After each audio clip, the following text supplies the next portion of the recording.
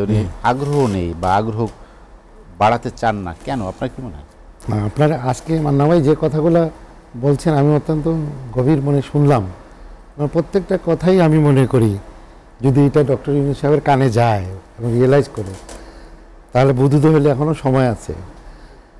কারণ আমি যদি দুইটা ভাগে ভাগ করি যে লাস্ট রিজিম যারা চলে গেল বা প্রতারিত তাদেরকে বিদায় করলাম আমরা কি কারণে? বৈষম্য। আজকে কি বৈষম্য দূর হয়েছে? আজকে মানুষের যে আশা প্রত্যাশা ছিল সেই প্রত্যাশা পূরণে কি আমরা কি প্রাপ্তি পেয়েছি? কি প্রাপ্তি পেলাম আমরা? যে পরিসংখ্যানে দেখা যাচ্ছে যে আমাদের আগের রিজিমগুলোতে যে যে বেকারত্ব ছিল তার চেয়ে বহুগুণ বেকারত্ব এখন বেড়ে গেছে। দেশে শিক্ষিত বেকার সংখ্যা এখন আরও বেশি।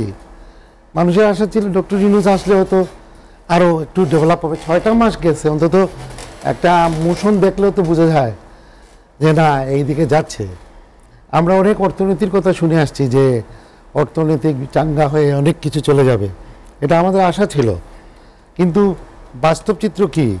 আর্থিক প্রতিষ্ঠানগুলো এখন বিশেষ করে এনবিএফএফ যেটা নন ব্যাংকিং সেক্টর একেবারে কলাপস হয়ে গেছে। একটা উদাহরণ দিব, মানে একটা কোম্পানি যে non banking financial company Bangladesh ব্যাংকের লাইসেন্সধারী পিপুল লিজিং কোম্পানি, এক লোক নিয়ে গেছে 4,000 টাকা, আরেক লোক নিয়ে গেছে কয়েক হাজার।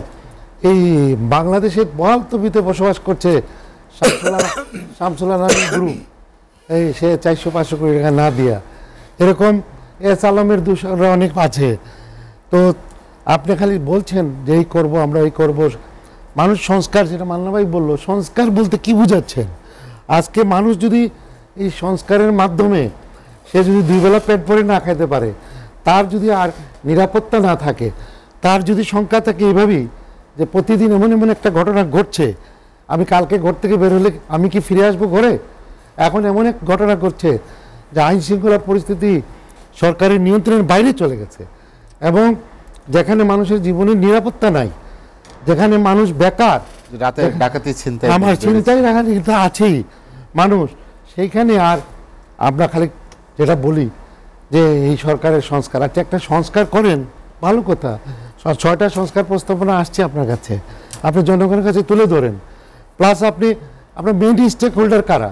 যারা রাজনীতি করে, রাজনীতিবিদ দলগুলা, তাদের সাথে আপনি খোলামেলা আলোচনা করেন, একটা বেস্টেড একটা গ্রুপের কথা শুনে, আর বাকি সবাইকে বাইরে রেখে আপনার সংস্কার তো হবে না। আবার আপনার মন মতো যারা আছে তারা বললো এটা করেন, কিন্তু অন্যরা বৃহৎ দলগুলো বা অন্যরা যারা গ্রুপ আছে, যারা বড় স্টেক হোল্ডার আছে, তারা বললো যে না আমাদের সাথে ডিফার করে, তাহলে কি হবে? সংস্কার খালি বলে লিঙ্গার হবে। এগুলো না করে আমি মনে করি যে আপনি যেভাবে জাপানি একটা পত্রিকার সাথে বলেছেন যে এই ডিসেম্বরের মধ্যে আপনি নির্বাচন দেবেন 2025-এ, আপনি একটা অবাধ সুষ্ঠু নিরপেক্ষ নির্বাচন, মিনিংফুল নির্বাচন দেওয়ার জন্য যে যে জিনিস লাগবে ইনস্ট্রুমেন্ট একটা নির্বাচনের জন্য, আপনি সেনাবাহিনীকে কি ওই আগের মতো শপিস করে রাখবেন, বাইরে ঘোরাফেরা করবে? তাদেরকে কি ম্যাজিস্ট্রেসি পাওয়ার দিবেন? সেন্টারে ডিগিং হচ্ছে, ওরা দেখছে যেতে পারছে না, আপনারা কি ওই বুথ সেন্টার দখল করে নিয়ে যাচ্ছে, কিছু করছে না, পুলিশ নিরপেক্ষ না, যারা প্রিসাইডিং অফিসার পুলিং অফিসার হচ্ছে তারা নিজেরাই শিল্ড মারতেছে একটা দলের পক্ষে।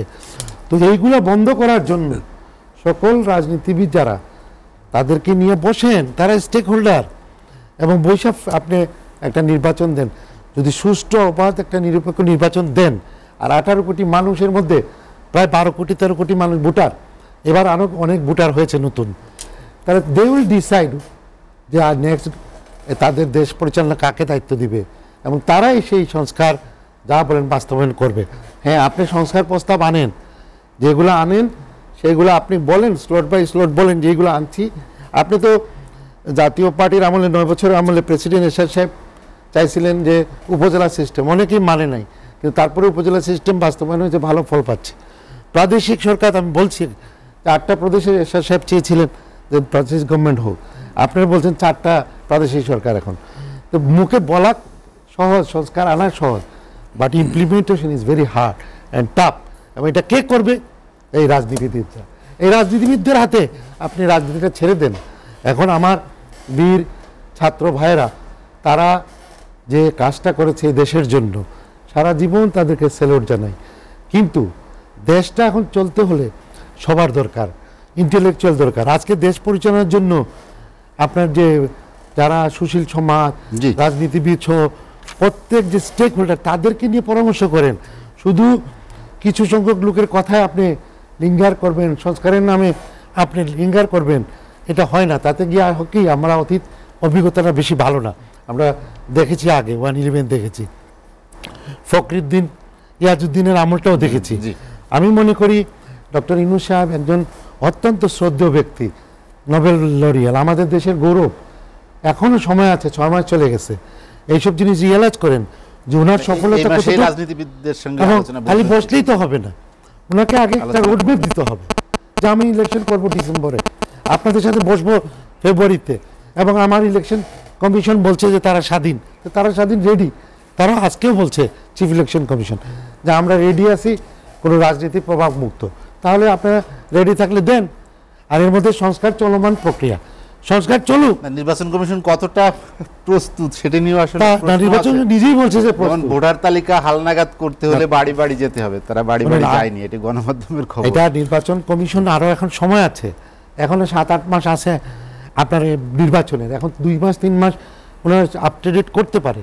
মানুষকে তো একটা রাস্তা দেখাইতে হবে, রোডম্যাপ দিতে হবে। অন্তর্বর্তী সরকারের 6 মাস প্রত্যাশা প্রাপ্তির কথাই আমরা আলোচনা করছিলাম। আপনি শুনলেন মান্না ভাই কি বলছিলেন যে আমি আমি কি হচ্ছে বলতে কি চাচ্ছেন হচ্ছে মান্না ভাই? না, আমি মান্না ভাইয়ের কথা ধরেই বলতেছি। আসলে ওনাদের মনে কি আছে, ডক্টর ইউনূস সাহেব ওনার সাথে যারা আছেন, এটা আল্লাহ পাক জানেন। এখন যেটা গুরুত্বপূর্ণ কথা বলেন মান্না ভাই, মানুষের দৃষ্টিভঙ্গিকে ওই ডেভিল হান্ট ওদিকে সরিয়ে নেওয়া হয়। ওদিকে টান করে। আমরা কিন্তু এই দেশে এর আগে ক্লিন হার্টও দেখেছি, আরও অনেকগুলো দেখেছি, কিন্তু আলটিমেটলি কি সেটারও পরিণতি আমরা দেখেছি। আমার কথা হলো ডেভিল হান্ট করেন না, this is not the main focus. ফোকাসটা হচ্ছে যেটা লোক সব চায়, মানুষের অর্থনৈতিক মুক্তি। ফোকাসটা চায় যে আপনার দেশে কি সংস্কার হবে না, প্রত্যাশা। দেশের যে একটা মানুষের যে by the people for the people to the people, যেটা ডেমোক্রেসির যে মূল স্তম্ভটা, সেই জায়গায় আনেন। 18 কোটি মানুষের দেশ, মানুষের যে অধিকারটা সেটা প্রতিষ্ঠা করেন। একটা সুষ্ঠু অবাধ নিরপেক্ষ নির্বাচন দেন। খালি পিপুলস রিপাবলিক অফ বাংলাদেশ বললাম, কিন্তু এখানে চাপিয়ে দেওয়া হলো, এটা তো হবে না। তাহলে একটা অবাধ সুষ্ঠু নিরপেক্ষ নির্বাচন হলে, তার মাধ্যমে নির্বাচিত সরকার হলে, তারাই তো এই সংস্কার প্রস্তাবনাগুলোকে বাস্তবায়ন করবে। এখন আগেই যদি রাজনৈতিক দলের মধ্যে অনৈক্য সৃষ্টি করে দেন আপনি, এবং ঐক্য না হলো, তাহলে কি করবেন আপনি? ফর্মুলা তো মান্না ভাই এখানে বলেই দিছে যে বিভিন্ন দলের প্রস্তাবনা আছে, তো আপনারা সব জায়গায় এখানে আইনে দেখেন কোনটা কমন, তাহলে কমনগুলো নিয়ে আপনারা আগান। কিন্তু সেইটা ওনারা যে পন্থায় আলাপ করবে, সংলাপ করবে, সেটার জন্য আসলে 6 মাস দরকার পড়ে না তো। এইটা ইচ্ছা করলে, মানে ইন্টেনশনটা যদি ঠিক থাকে, আর আমরা হাদিসে শুনছি ইন্নামাল আমানু বিন্নিয়াত, মানুষের নিয়ত সহি থাকলে এবং ইচ্ছা থাকলে এটা সম্ভব এই স্বল্প সময়ের মধ্যে। এটা কেন সম্ভব হবে না? আমরা এই জিনিসটা বাস্তব ক্ষেত্রে যদি আমরা চিন্তা করি, তাহলে আমরা অতীতে দেখেছি যে এরকম একটা সরকার পতনের পরে 3 মাসের মধ্যেই নির্বাচন শিডিউল ঘোষণা হয়েছে না? 91 সালে হ্যাঁ হয়েছে তো, এই যে শাহাবুদ্দিন সাহেবের সময়। তাহলে কেন হবে না? সম্ভব।